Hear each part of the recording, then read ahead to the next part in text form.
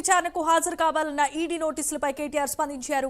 ACB తనపై నమోదు చేసిన ఎఫ్ఐఆర్ను రద్దు చేయాల్సిందిగా ఇప్పటికే హైకోర్టులో తాను వేసిన పిటిషన్పై తీర్పు రిజర్వులో ఉందన్నారు. హైకోర్టు తీర్పు వచ్చే వరకు తనకు సమయం ఇవ్వాల్సిందిగా కేటీఆర్ కోరారు. ఈడీ నోటీసుకి కేటీఆర్ సమాధానం పంపించారు.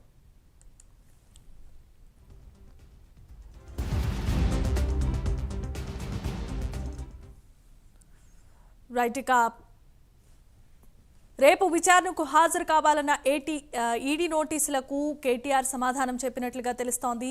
ఇప్పటికే హైకోర్టులో పిటిషన్ వేశారు కేటీఆర్. తీర్పు రిజర్వ్ చేసే వరకు కూడా కేటీఆర్ దీనిపై సమాధానం చెప్తానని చెప్పారు. ఇదే అంశానికి సంబంధించి మరిన్ని అప్డేట్స్ మా కరెస్పాండెంట్ కుమార్ అందిస్తారు. కుమార్, చెప్పండి.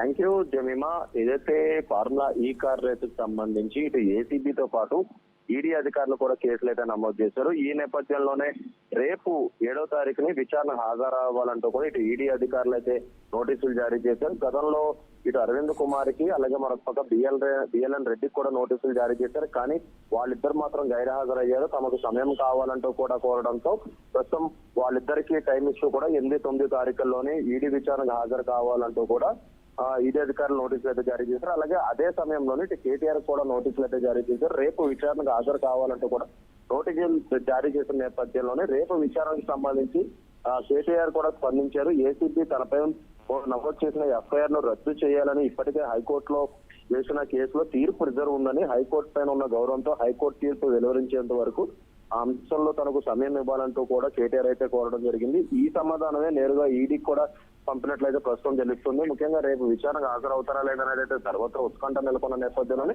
ఈ రోజు కొద్దిసేపటి క్రితం కేటీఆర్ ఈడీ అధికారులకు నోటీసులు ఏదైతే ఒక రిప్లై కూడా పంపించడం జరిగింది. ముఖ్యంగా తనకు సమయం కావాలని అలాగే హైకోర్టులో ఉన్న కేసు అంటే ఇంకా తీర్పు వెల్లడించలేదు కాబట్టి ఆ తీర్పు వెల్లడించే వరకు తనకు సమయం ఇవ్వాలంటూ కూడా ఇటు ఈడీ అధికారులు అయితే రిప్లై లెటర్ అయితే పంపించడం జరిగింది. ప్రస్తుతం దీనిపై ఈడీ అధికారులు అయితే ఎలాంటి స్పందిస్తారైతే మనం వేచి చూడాల్సి ఉంది.